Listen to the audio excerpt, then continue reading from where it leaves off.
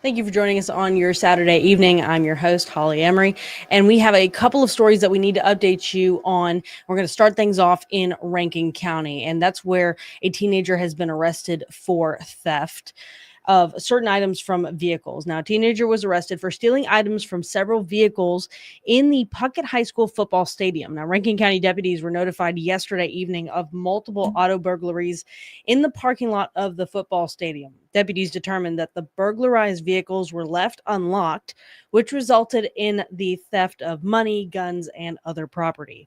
Now, using security footage, officials were able to identify a teen from Newton as the suspect, and his name and age is not being released to the public right now. That is because he is a juvenile. Now, with the assistance of the Puckett Police Department, the juvenile was arrested and that stolen property was recovered.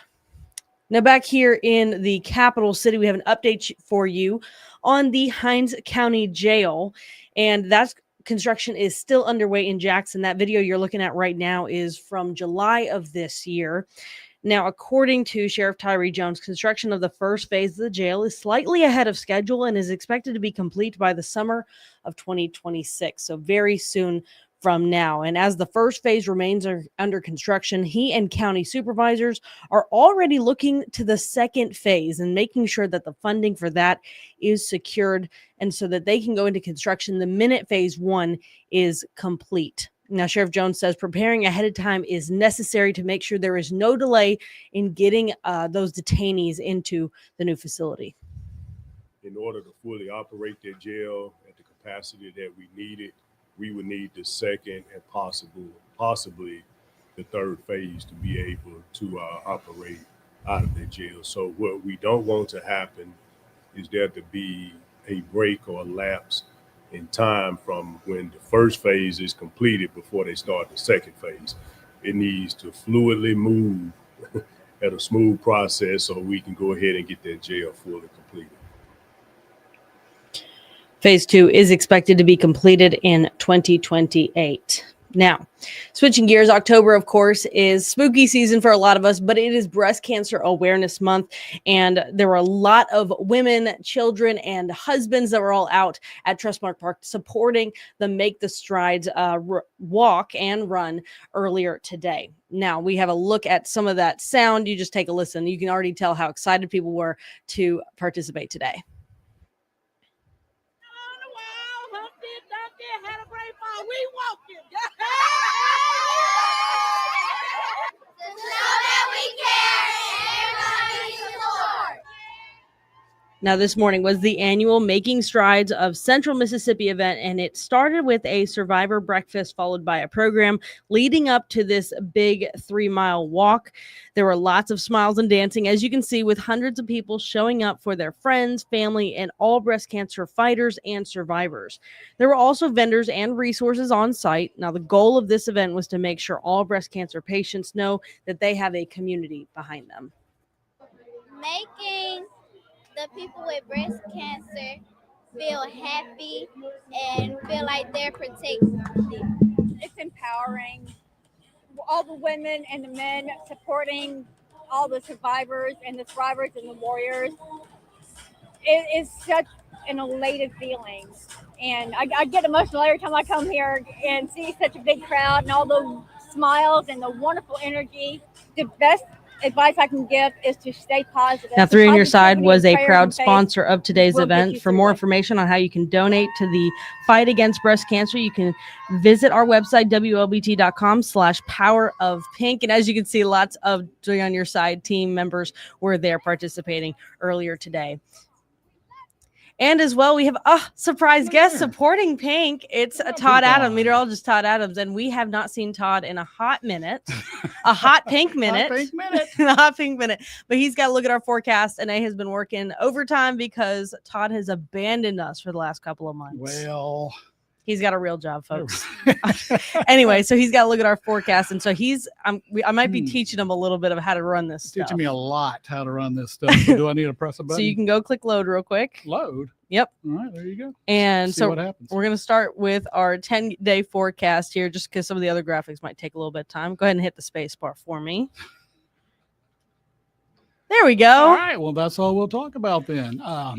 Actually, we do need to talk about tonight because overnight tonight, we're going to see a line of very heavy showers and thunderstorms move through. Now, there is a risk for some severe weather across our areas. It's a 1 out of 5. It's low end threat. The greatest threat, though, is going to be that's a good graphic for that. That's going to be in southwest Mississippi. So I'm going to say, folks, Natchez over to Macomb, the greatest risk that we could see some severe weather, but it too is on the low end of the spectrum. It's a 2 out of 5, 5 being the highest. So we're really looking at a very scattered chance for some isolated severe thunderstorms to develop. Low end risk for tornadoes, but you can't rule it out. The large hail, low end risk for that. But we are going to be looking for these damaging high winds and flash flooding.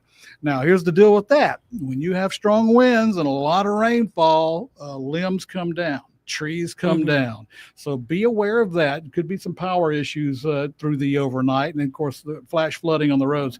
Goodness, 2, 3, 4 inches of rain, not out of the question as this comes through. So I should press this little button right here and see what happens. There you go. So it's looking at pretty much coming up around midnight. We're going to see that main line start crossing the Mississippi River and then push through and over us through the overnight hours. The bulk of it, thinking around 3, 4 o'clock in the morning when the heaviest showers and thunderstorms when will everybody's be nice and coming. asleep. Yeah, so it is an issue. So certainly you'll want to have a way to be awakened with the First Alert Weather app or through the National Weather Service or the government alarm on your smartphone or smart device. But I'm thinking by around 11 o'clock noon, most of this is going to be out of here, and we will start to see some sunshine for the afternoon hours. So that's certainly good news for us. This will not create a great cool down for us, but we do have some colder weather coming our way next week. There's actually another cold front that's going to come through here about Tuesday. That's going to drop the temperatures pretty good. So we're looking at most of this rainfall, showers and thunderstorms tomorrow morning.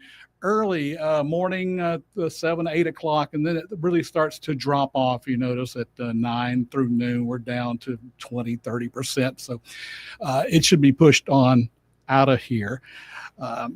Sunshine in the afternoon, high temperature, about 72 degrees. So it's not going to be overly hot. You notice, though, we head toward Tuesday, and this hasn't updated yet, but Tuesday is going to bring us also about a 90% chance for some showers and thunderstorms there. Wednesday, the temperatures drop. Only 62 for a high temperature. Then we're back down into the 40s for the overnight lows. So that's the takeaway from that. Just remember Tuesday, we'll have another high chance for some showers and thunderstorms moving in here. So be careful tonight. Don't be out driving around in this stuff at nighttime, and heavy rainfall is not a good mixture. It'll be out of here by noon tomorrow. All right. Thank you for that update, Todd. And I know, wasn't your first digital newscast really easy for the folks? I mean, we've got some people that are watching right now. We've got some likes. That's all because of you. Oh, my goodness. Thank you. It's all because of you. It's got to be. It's the pink. They don't like me. Yeah, it's the pink. That's doing it. I didn't wear the pink today. I totally forgot to. All right. Well, that is a look at your forecast and a look at your top stories. Of course, we will be back on air tonight at 10 on WLBT, and you can get an update on all of the other stories that we did not mention here, but we will have more information later. Have a great rest of your Saturday.